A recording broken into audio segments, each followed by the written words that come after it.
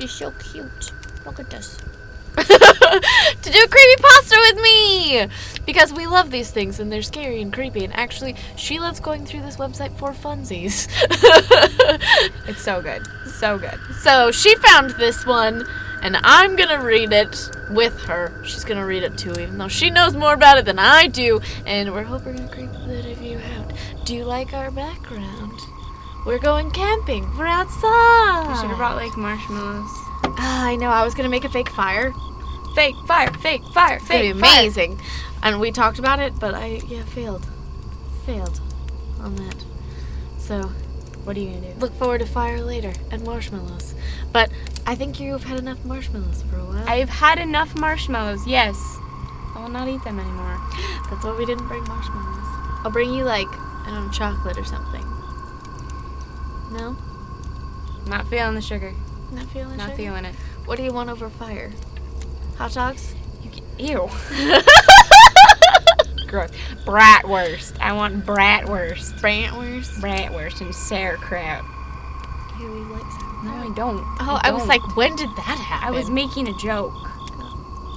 Do you want to introduce our story? I guess. So the story that we're going to be reading today is called Mr. Widemouth. I've read it. She's not read it before, but it's really creepy. I think she's a bit excited about this. You'll want to hide under your bed for a long time. So, Does it involve children? yes. Always children. Always with the children. Always with the children. Always with children. Okay. Would you like me to start, or would you like to start? No, but you have to sit up straight too. There you go. Trust me, for later. This is just zooming on my eye twitching. Just. Are you ready? Get your marshmallows. Unless you're like me and don't like them anymore. Bratwurst. Bratwurst. Get it. Ready. Go. Okay. During my childhood, my family was like a drop of water in a vast river, never remaining in one location for long. We settled in Rhode Island when I was 8, and there we remained until I went to college in Colorado Springs. Most of my memories are rooted in Rhode Island, but there are fragments in the attic of my brain which belong to the various homes we had lived in when I was much younger. Oh. Sounds so nice, so nice. So nice, right? So nice. Most of these memories are unclear and pointless. Chasing after another boy in the backyard of a house in North Carolina. I love that this is like down home, do. It's great. Trying to build a raft to float on the creek. Like, can I go build a raft? Behind the apartment we rented in Pennsylvania. How many states has this kid lived in? A lot. And so on. And there's one set of memories which remains as clear as glass, as though they're just made yesterday. They were just made yesterday? I can read English. I often wonder whether these memories are simply lucid dreams produced by the long sickness I experienced that spring. But in my heart, I know they're real. Get that deep heart trust. Yeah. We were living in a house just outside the bustling metropolis of New Vineyard, Maine. I like these words. Population 643. It was a large structure, especially for a family of 3. There were a number of rooms that I didn't see in the 5 months we resided there. In some ways, it was a waste of space, but it was the only house on the market at the time, at least within an hour's commute to my father's place of work. I want to live in a big house. Right? I wanted an attic. I'm that kid. I would not want an attic. I have wanted seen an attic. way too many scary movies. Insidious, I'm telling you, don't watch it. Kid falls down the attic, stuff happens. Attics are not I bueno. wanted a surprise attic with like treasures that I could find and Small weird doors, things and anything like that, no. magic books and whatnot. Do you not remember Paranormal Activity where there was the small door? This is true. But I still want one. I want this magical land that I can put like little lights in and hide and it'll be great. No. I don't know. Weird job. Okay. But the day after my 5th birthday, attended by only my parents, I came down with a fever. And the doctor said I had, oh God, mononucleosis. that. Science. I was like, I need to stare at this to figure out how to pronounce it properly, but she just did it, so it's great. Which meant no rough play and more fever for at least another 3 weeks. 3 weeks. Mono. Oh, Mono, you get sick for like a month. I've had it. It's not fun. Fevers for 3, that sucks. I remember You're like, that. I'm getting hot flashes. I'm sorry. I remember. Did you have these dreams? No. If I had these dreams, I would need psychological help. It was horrible timing to be bedridden. We were in the process of packing our things to move to Pennsylvania, and most of my things were already packed away in boxes, leaving my room barren. Oh. No toys for you. My mother brought me ginger ale and books several times a day. I'm okay with that. Yes. I would be fully okay with that. And these served the function of being my primary form of entertainment for the next few weeks. Boredom always loomed just around the corner, waiting to rear its ugly head and compound my misery. I don't exactly recall how I met Mr. Widemouth. I think it was about a week after I was diagnosed with mono. My first memory of the small creature was asking him if he had a name. He told me to call him Mr. Widemouth because his mouth was so large. In fact, everything about him was large in comparison to his body, his head, his eyes, even his crooked ears, but his mouth was by far the largest. All I can see is Joker's face, like, right here. Just, like... Let's put a smile on that face. And, like, it had to have makeup. Like, it can't be just, like, a normal face. Like, it had to have some sort of makeup going on. You know? Mm-hmm. You look kind of like a Furby. I'm sorry, but a Furby? That sounds adorable. I said as he flipped around through one of my books. Mr. Widemouth stopped and gave me a puzzled look. Furby? What's a Furby? He asked. I shrugged. You know, the toy. The little robot with the big ears. You can pet and feed them almost like a real pet. Oh, Mr. Widemouth, resuming his activity. You don't need one of those. They aren't the same as having a real friend. True. They're much creepier. I remember Mr. Widemouth disappearing every time my mother stopped to check by on me. I lay under your bed, he later explained. I don't want your parents to see me because I'm afraid they won't let us play anymore. That's so sad.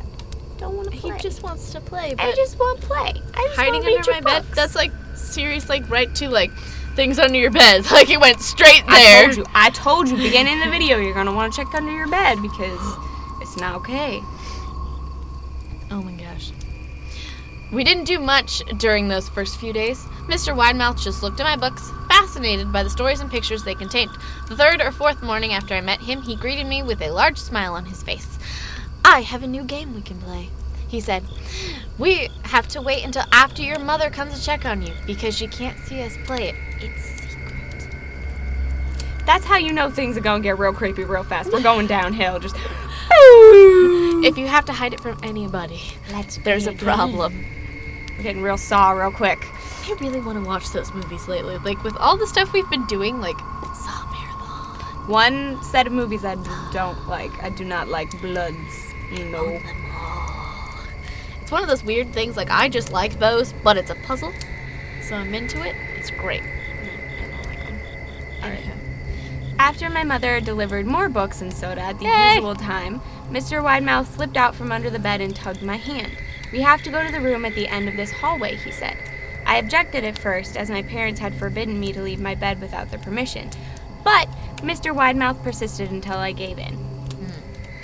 The room in question had no furniture or wallpaper. Its only distinguishing features were a window opposite the doorway. Mr. Widemouth darted across the room and gave the window a firm push, flinging it open. He then beckoned me to look out at the ground below. How high is this window? High the window. Probably really high. We were on the second story on the house, so pretty high. Thank you. But it was on a hill. And from this angle, the drop was farther than 2 stories due to the incline. I like to play pretend up here, Mr. Widemouth explained. I pretend that there is a big, soft trampoline right below this window, and I jump. If you pretend hard enough, you'll bounce back up like a feather. I want you to try. I told you, he's not fun. Like, I was half like, yeah! And then I was like, no. Disclaimer, don't do that. You will not bounce back, trust me. You won't. No. I'm just like, this guy's telling me to jump out a window. Something's wrong. It's very wrong. It's not gonna end cute. It's gonna end really nasty. And he's already sick. Like, I don't even want to move when I'm sick. I'll be like, okay. When you're sick, you're like, yeah, whatever. That is true. Okay, so I was a 5-year-old with a fever, so only a hint of skepticism darted through my thoughts. Right? That's what we're saying. As I looked down and considered its possibilities, it's a long drop, I said. But that's all part of the fun. It wouldn't be fun if it was only a short drop.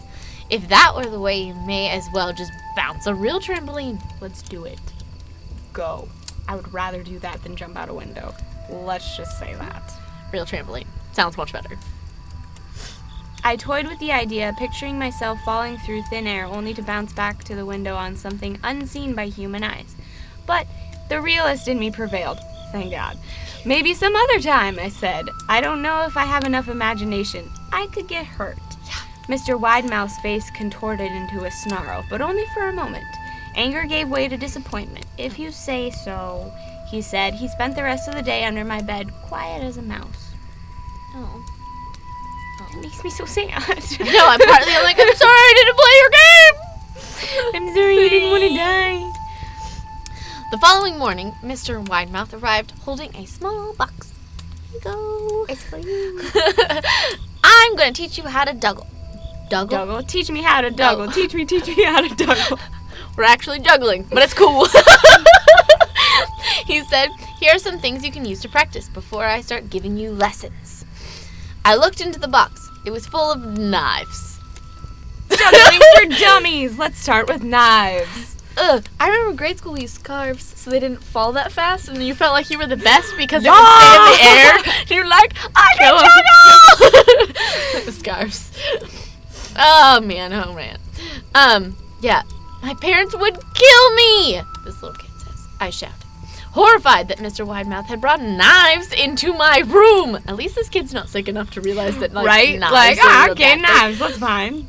Objects that my parents would never allow me to touch. I'll be spanked and grounded for a year. Thank God. That's good parenting right there. That's what I would be doing. Mr. Widemouth frowned. It's fun to juggle with these. I want you to try it. I pushed the box away. I can't. I'll get in trouble. Knives aren't safe to just throw in the air. Mr. Widemouth's frown deepened into a scowl. He took the box of knives and slid under my bed, remaining there for the rest of the day. I began to wonder how often he was under me. Now that is a good question. Right? Just like, pokey, stabby. Are you awake?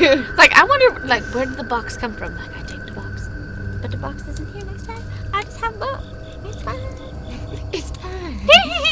Like, I don't know what that was, but it's Someone saved me, good Lord. I started having trouble sleeping after that. No, really? I would too. Mr. Widemouth often woke me up at night, saying that he put a real trampoline under the window. A big one that couldn't see in the dark. Yeah, right. Okay. I always declined and tried to go back to sleep, but Mr. Widemouth persisted. Sometimes he stayed by my side early into the morning. Blah, blah, blah, blah. Encouraged me to jump. That I can read words. They're hard. It's fine. I messed my spot. He wasn't so fun to play with anymore. Was he fun to play with in the beginning? I'm not too sure he was, but we can think that he is. Story time at first, though. It sounded like it was just there was books and ginger ale, and I was good with that. And then he brought the trampoline and the knives, and then all of a sudden it got like, real. And also, like, you know, we're like a box of knives, but like, I mean, the box had to be like. How is it a small box? Were like the knives like pocket knives, like little foldy-uppy ones, or were they like kitchen knives? Because that's not gonna be a small box, let me tell you. That's what I can imagine. Like, what is it like? You know, Mary Poppins purse box, like just. Get like a samurai sword. You're just like, here we go, and it's going. Right? Okay, sorry. We'll finish this. My mother came to me one morning and told me I had her permission to walk around outside. Yay, walking! She thought the fresh air would be good for me, especially after being confined to my room for so long. Ecstatic, I put on my sneakers and trotted out to the back porch, yearning for the feeling of sun on my face. Mr. Widemouth was waiting for me. "I have something I want you to see," he said. I must have given a weird look, because he said, "It's safe, I promise." He don't promise nothing. I would not listen to him. Mm-mm. I followed him to the beginning of a deer trail, which ran through the woods behind the house. "This is an important path," he explained. "I've had a lot of friends about your age. When they were ready, I took them down this path to a special place. You aren't ready yet, but one day I hope to take you there." This sounds a little bit just a little bit like a pedophile. Just a little bit. Like, "Come see my band, kid. Come see my It's band. over I got here." some candy for you. Here you go. Like, part of me is like, "Ooh, cool place down a trail in the woods. That sounds fun." But that's like the Oregonians talking, like, "Hiking!" But no. no, okay. I returned to the house, wondering what kind of place lay beyond that trail. 2 weeks after I met Mr. Widemouth, the last load of our things had been packed into a moving truck. I would be in the cab of that truck, sitting next to my father for the long drive to Pennsylvania. Oh, thank God. I considered telling Mr. Widemouth that I was leaving, but even at 5 years old, I was He's only beginning... 5. The smart 5-year-old. Bro, like, if I was doing this, I would have been dead like 10 pages ago. Like, 5 years? Oh, God, this kid's so awesome. Continue. I was beginning to suspect that perhaps the creature's intentions were not to my benefit. Maybe, despite what he had said otherwise. For this reason, I decided to keep my departure a secret. That's probably a good idea. Yeah, at that point, at like 5, and they're talking, you'd be like, "We need to talk." You got an imaginary friend, I get that. But when he brings out the stabbies, he ain't gonna be your friend no more. Right. So, my father and I were in the truck at 4 a.m. Well. He was hoping to make it to Pennsylvania by lunchtime tomorrow with the help of an endless supply of coffee and a 6-pack of energy drinks. Oh, no sleep for you. He seemed more like a man who was about to run a marathon rather than one who was about to spend 2 days sitting still. "Early enough for you?" he asked. No, obviously. Let's get up at 3. I nodded and placed my head against the window, hoping for some sleep before the sun came up. Me too. I felt my father's hand on my shoulder. "This is the last move, son, I promise. I know it's hard for you as sick as you've been. Once Daddy gets promoted, we can settle down and you can make friends, preferably ones that don't bring knives." I opened my eyes as we backed out of the driveway. I saw Mr. Widemouth's silhouette in my bedroom window. So he's still in there. Yay! He stood motionless until the truck was about to turn onto the main road. He gave a pitiful little wave goodbye. Steak knife in hand. Just like stabby. Years later... I didn't wave back. Let me just say, that would be nasty. No. He was like, I ain't gonna wave to you when you got that steak. You got a knife. No. Mama said no. Mama said no. You gotta listen to your mama. Years later, I returned to New Vineyard. The piece of land our house stood upon was empty, except for the foundation, as the house burned down a few years after my family left. Good. Out of curiosity, I followed the deer trail that Mr. Widemouth had shown me. Part of me expected him to jump out from behind a tree and scare the living bejesus out of me. But I felt that Mr. Widemouth was gone, somehow tied to the house that no longer existed. Thank God. The trail ended at the New Vineyard Memorial Cemetery. I noticed that many of the tombstones belonged to children. What? Woo! Yay, weird, imaginary friend that kids. Yay. So that's the end of our story. Lesson learned. No playing with friends with boxes of knives. Or going down deer trails that they tell you to. Or jumping out of a window onto an imaginary trampoline that don't exist because you gonna go splat and it's not gonna be too good. Let me tell you. That too. I mean, it sounds so nice too, like New Vineyard. Like, welcome to New Vineyard, where we will kill you and steal your soul. Like, I bet that's like on their little the black in quotes, written in like fancy script and stuff. Like it. Part of me is though like the house burned down. What mother found out and was like, torch hell no. Like, torch the house, I don't care what's in it, we out. Bye. Like, all I could see is just this mom being like, nope, I watched too many of those movies, we're torching the place. That would be me as a mother. That would be me. Totally me. It would be. She can't even sleep with the closet or any door open.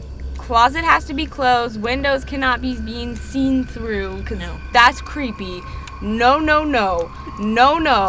I've watched too many videos on Slenderman where there was like a face in the window and no.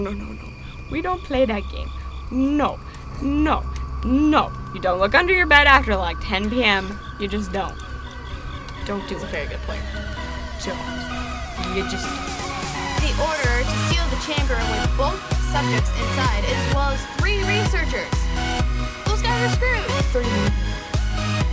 One of the I like your story. You pick good stories. I do think a good story. We're gonna come back with more because these are fantastic. I will look for more creepy stories so I can be like. Great. She's just gonna like send them away. Just be like, here, take this one. I'm gonna It'll put be this great. here. It'll be great. Don't worry, you'll love it. I love it. It's There's fine. no kids involved. Okay. That's what I told her. She showed me a couple other ones. I'm like, no, kids. No, she's like, oh, let's choose this one. It's just about a guy. Oh, he's like 10.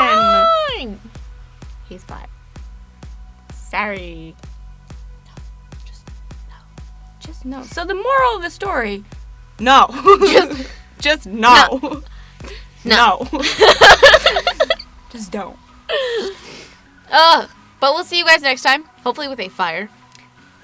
We will make like a. Can we get like one of the Halloween store ones where Yeah. it's like crepe paper? Right? That's Or I can just do this the whole time. We'll put like orange and red gloves on. Yeah. Just like it's like Mr. Slenderman. They did this, and then The marshmallows. Get someone to just stand here with the marshmallow. That sounds fantastic. This might have to happen. Stay tuned. It might happen. We're coming back. We're gonna get you. We're gonna make you scared about underneath your beds and things. You're gonna be afraid of your bedroom. I'm just gonna. Feel it. Embrace it.